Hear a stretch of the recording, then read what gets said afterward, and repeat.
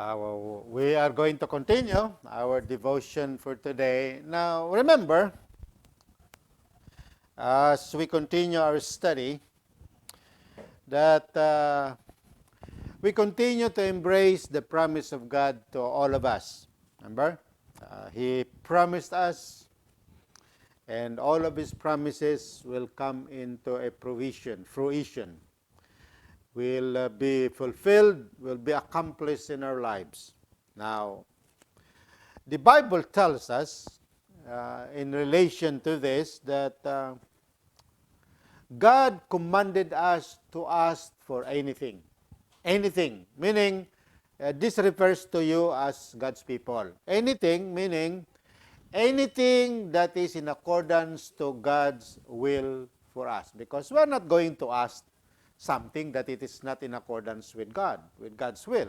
It is not in accordance with God's purpose. We're not going to ask anything that it is not in accordance with God's purpose, with God's goal to us, and God's will. So therefore, God is commanding us to ask anything in His name, and He said to our Father God, and He said He's going to, you're going to receive it. So, in the Gospel of John, chapter 14, 12 to 14, this is what the Bible tells us. The New Living Translation, again, just Gospel of John, chapter 14, verses 12 to 14.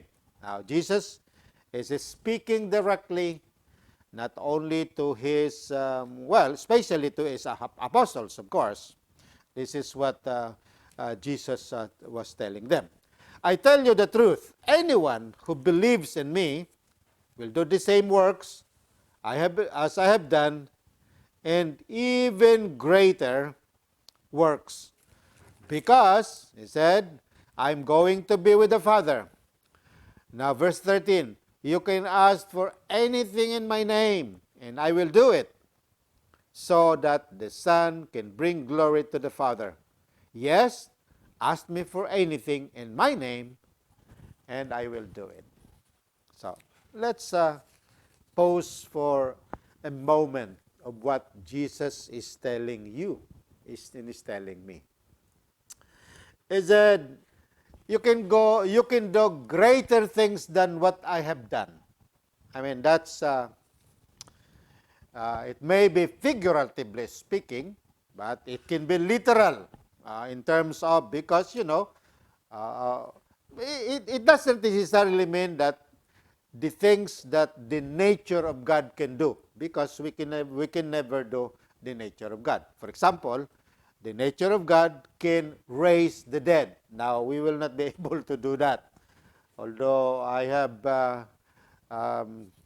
read quite maybe 2 or 3 stories related to those people that are claiming that they are God's people, that they were able to raise the dead. Now, that's a little bit kind of confusing, because the Bible tells us in Hebrews chapter 9, verse 27, it is appointed unto man once to die, then after that judgment. So, if people can claim that they can raise the dead, that's a little bit something to think about, because it's contrary to what God is telling us. Because in the first place, to raise someone from the dead, that's only for the Jesus Christ, and of course for God.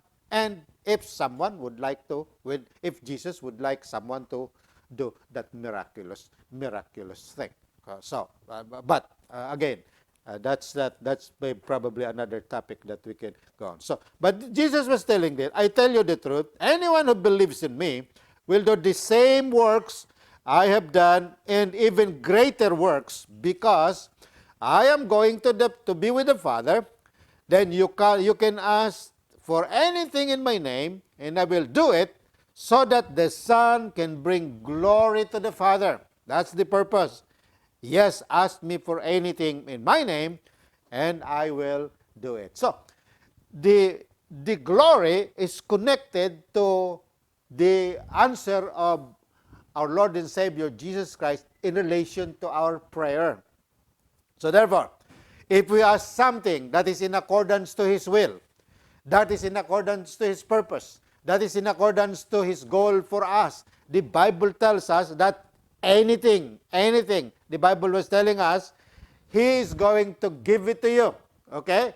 Why? So that He can bring glory to the Father. So that is very, very important principle behind that. Why is Jesus Christ is going to answer my prayer? So that if I asked anything in His name, the Bible was telling me, Jesus Himself is telling me and telling you, so that He can bring glory to His Father. So therefore, the Bible was telling us, okay, so that the Son can bring glory to the Father. And then, yes, ask for anything in my name, and I will do it. So, this is not a request to us. Prayer is not a request for God's people. Prayer is a command so that we can connect, we can communicate with God. What is it that we need? What is it that you need in life? Right now, for example, what is it that you need? Do you need something? Ano ba ang kailangan ninyo sa inyong buhay? Alam natin, of course, we know, health. Kailangan natin yung health, di ba? Yung ating kalusugan, kailangan natin yan. We also need material things, finances, kailangan natin yan, right? Kailangan, those are the things that we need. Okay? And other things that we need is that good relationship with our fellow human beings, di ba?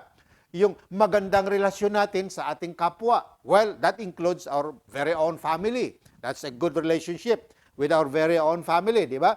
Kailangan natin yun. Because nowadays,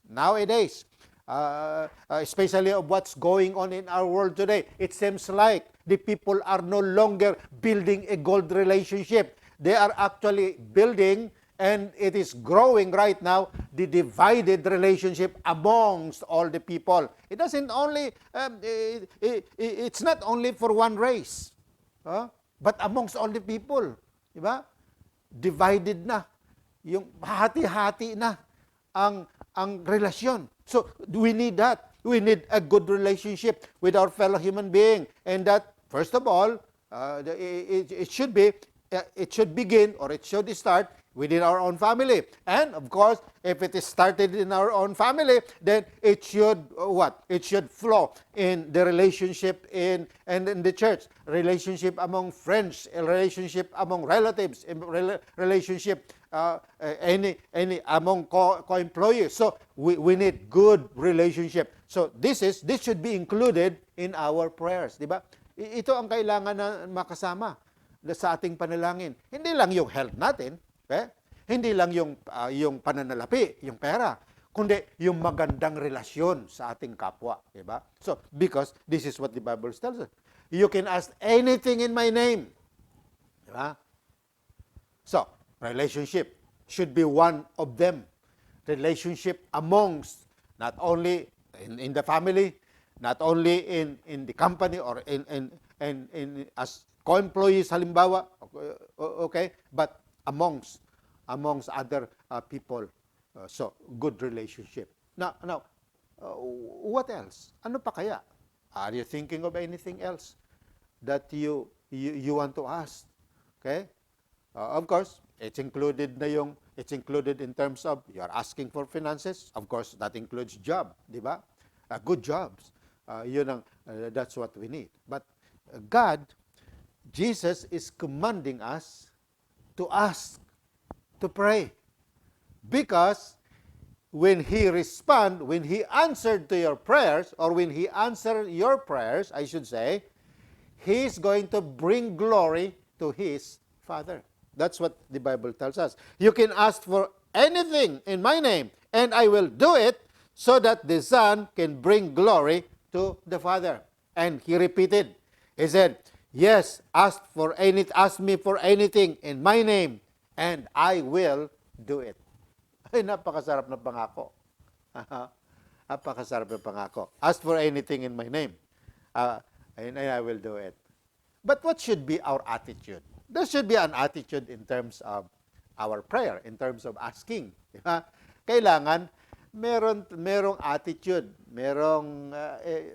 there should be a character behind in terms of what we ask, because that's included. That's included to what God wants us to know and wants us to understand. So, let's continue reading the scriptures, the same gospel, the Gospel of John, chapter 15, verses 13 to 17. Now, this is what Jesus Christ, continuing, he's talking to his apostles, and this is what he tells his apostles. He said, verse 13, he said, "There is no greater love than to lay down one's life for one's friends." Okay? Now, this is what Jesus Christ is telling them. "You are my friend if you do what I command." Okay? So, this is now the attitude of what is expected to his people, or from his people, I should say, from God's people, or from the disciples of our Lord and Savior Jesus Christ. "Now you are my friends," he said. You are my friends, he said, that's in verse 14, "if you do what I command. I no longer call you slaves, because a master doesn't confide in his slaves. Now, you are my friends, since I have told you everything the Father told me." Now here is another important point that Jesus Christ wants us to know. "You didn't choose me, but I choose you. I appointed you to go and produce lasting fruit, so that the Father will give you whatever you ask for using my name." Now, verse 17, "This is my command, love each other." Now, remember, as I've indicated, it is not only that we are asking God that He would give us good health, excellent health. It's not only that we should ask and continue to ask God that He should give us material things, financials, diba? But we need also to ask God that we should have a good relationship with our fellow human being, diba? Because this is this is the attitude that God expects us, so that the Father is going to give you and give me everything that I have asked of Him, or from Him, I should say. Now, what is it? Anong sinabi dito? He said, well, the first thing is that I need to obey. I need to be obedient. Obedient sa Kanya, di ba? Yun ang sabi, "You are my friends if you do what I command." Obedient. And, of course, because of that, the Bible tells us, He's going to tell us everything that we need to know. Another thing, you are chosen by God. We did not choose God, we did not choose Jesus Christ, but through the gospel we responded, because you are chosen by God. You are chosen by God. And choose for what purpose? The Bible tells us, so that I can bear a lasting fruit. So that I can produce a lasting fruit. What does it mean? Meaning, the attitude, the character that is going to give my Jesus glory. Yung attitude at character na para maluwalhati ang ating Panginoon. And if I am doing that, then I can attract people so that they can also become a disciple of our Lord and Savior Jesus Christ. So that's lasting, because a disciple of Jesus and is going to be it will be included into the lasting fruit. Why? Because him or she, her also, is going to go up into heaven, and that's a lasting fruit. Diba? Yun ang lasting fruit. Okay? Now, the Bible tells us, and this is how the Bible, I choose you, I appointed you to go and produce lasting fruit, so that the Father will give you whatever you ask for using my name. So these are the attitude that is required by God, Jesus Christ, so that when we ask to our God the Father in the name of our Lord and Savior Jesus Christ, our Father God is going to give us what we have asked from Him. Yun ang sinasabi sa atin. Okay? So that may ibigay niya. Now, this is my command. Ang sabi niya, This is my command. Love each other. So, what does it mean? So, relationship is crucial. Napakamahalaga nun sa atin. Na Maybe, people can earn money, di ba? By working hard. But it does not necessarily mean that that money was provided by God. Hindi ibig sabihin ay binigay yun sa kanya ng Diyos. Because remember, Satan also, because he is the thief, the Bible tells us, he also actually promised, he has promised the material things when he remember when he tempted our Lord and Savior Jesus Christ. That's one of the promise of Satan. I'll give you material things. I'll give you all of this if you're going to worship me. But God is telling us, if you're blessed by the Lord, I can assure you, you will be happy. And you are experiencing and building and establishing a good relationship with your fellow human being. Most especially with your fellow believers in Jesus Christ. Alam nyo, kung ang blessing na yan ay galing sa Diyos, at kung ang iyong mga property at ang iyong ang tinatawag natin ang iyong pag-aari o kay ari-arian, your properties, your belongings, it's a blessing that comes from the Lord, meaning you are supposed to, or you should have been, and you should be establishing a good relationship with your fellow human being, especially amongst your fellow disciples in our Lord and Savior Jesus Christ, because this is God's command. Love each other. Diba? Yun ang attitude na God is requiring for all of us. Yun ang attitude. So, but no matter what happens, because of all the things that is going on in our world today, okay? If you are responding to God's command to ask, to pray, and you have established a good relationship with your fellow human being, guaranteed, the Bible tells us, He is going to answer your prayer and give you what you have prayed for, so that Jesus Christ can bring glory to His Father. So, again, I'm hoping that tonight, that's what you have had in your mind. That yes, it does not necessarily mean that because a person has money, that's money comes from the Lord. Because the Bible tells us, when God answers prayers, He also commands us to love each other. Yan ang ano. So, if people are greedy, if people are quarrelsome, yung ang tao ay alibay palaaway, kahit man may pera yan, alam natin, hindi galing sa ating Panginoong Diyos yan. Okay? So, how are we going to face all of the things in this situation today? Well, we have to continue praying because, again, what is going on in this part of the world, especially in our neighboring country, we call it South. It is sometimes unthinkable that people continue to be divisive, continue to propagate hate. That's why Jesus Christ is telling us, commanding us. He said, "This is my command." That is John chapter 15, verse 17. Love each other. So it's the command of Jesus.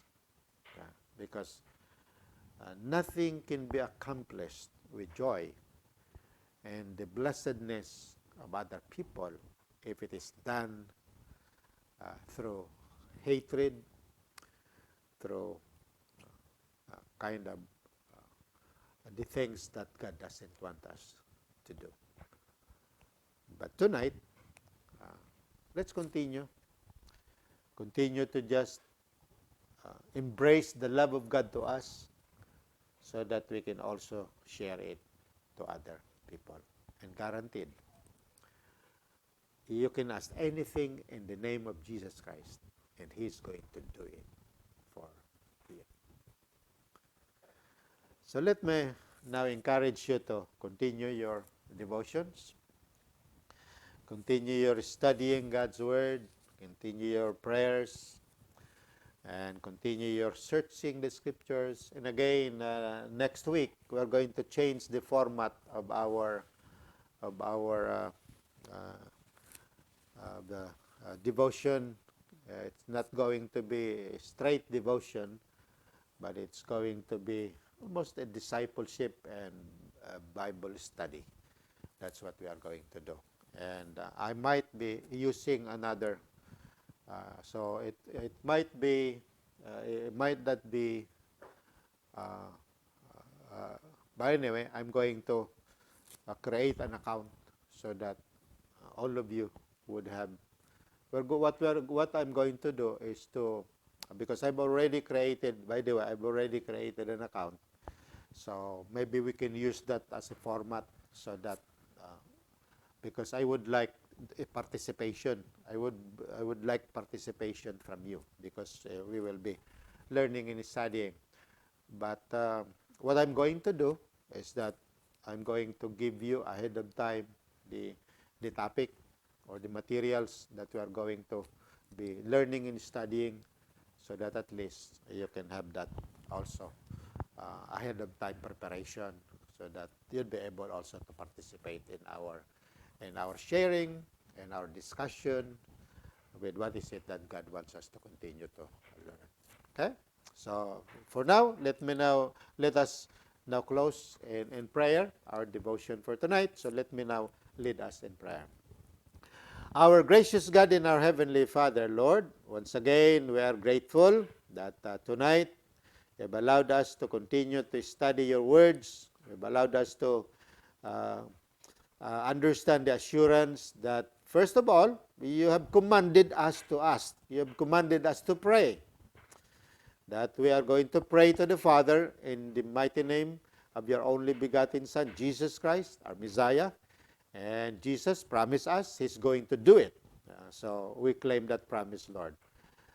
On the other hand, you have also reminded us, Jesus Christ Himself reminded us that there are expectations of the kind of attitude and characteristics that we need to have. We need to be obedient to what is it that Jesus Christ wants us to do. And of course, we need to establish a proper relationship with our fellow human being by loving them in the love of your only begotten Son, Jesus Christ. So today, Father, again, we continue to embrace what you have promised us, the blessing and protection. Again, Lord, we cannot cope up with the changes and the news that is going on related to COVID-19 because almost every day there are changes.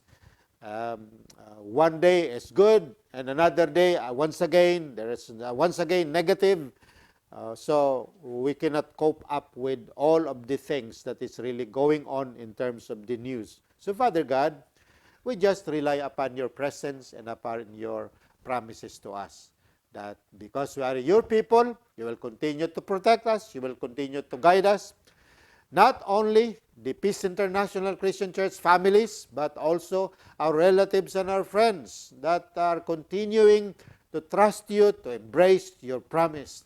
That may you continue to keep us away from all the dangers of the viruses, and the danger of what is going on in our world today negatively. Protect us, Father God, and continue to give us the calmness and the peace that you want for all of your people. So today, Father, or tonight, once again, we're claiming the blessings that you have already given to our Father in faith, Abraham, that is flowing through our only begotten Son, Jesus Christ, our Messiah from Nazareth, and being implemented by the presence and the power of the Holy Spirit. Now and forevermore, we claim that all of our prayers have already been answered. In Jesus Christ's mighty name we pray, and all God's people say, Amen. Again, thank you. Salamat ng marami, and good night.